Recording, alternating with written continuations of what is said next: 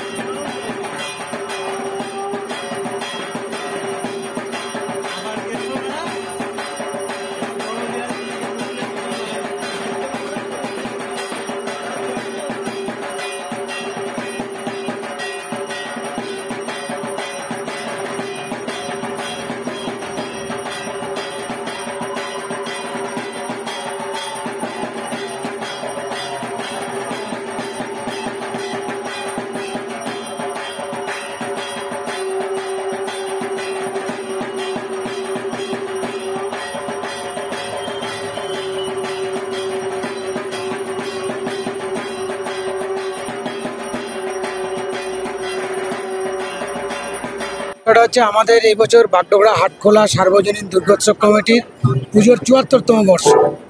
এই ৭৪তম বর্ষে দর্শকদের জন্য আমাদের নিবেদন নবসাজে ইতিহাস। আমরা যে টোকরা শিল্প, ৪,০০০ বছরের পুরনো শিল্প, সেই শিল্পকে আমাদের মণ্ডপ সজ্জার মাধ্যম হিসেবে তুলে ধরেছি। সুদূর তমলুক থেকে শিল্পীরা এসে ১ মাস ধরে কাজ করে আমাদের মণ্ডপ সজ্জিত করেছে। আশা করি এই শিলিগুড়ি মহকুমার দর্শনার্থীদের এই মণ্ডপ সজ্জা যথেষ্টই আনন্দ দেবেন এবং আমাদের সাবেকি সাজে প্রতিবারের মতো হাটখোলা সার্বজনীনের প্রতিমা একটা অন্য আকর্ষণ সকলের জন্য রাখে, সেটা আশা করছি এবছরও দর্শকরা উপভোগ করতে পারবেন। এবং আমাদের পক্ষ থেকে আপনাদের এই নিউজ পোর্টালকেও অসংখ্য ধন্যবাদ এবং শারদীয়ার প্রীতি ও শুভেচ্ছা। এটা মোটামুটি এই যে শিল্পটা বর্ধমান, বাঁকুড়া এই জেলায় কিন্তু আছে।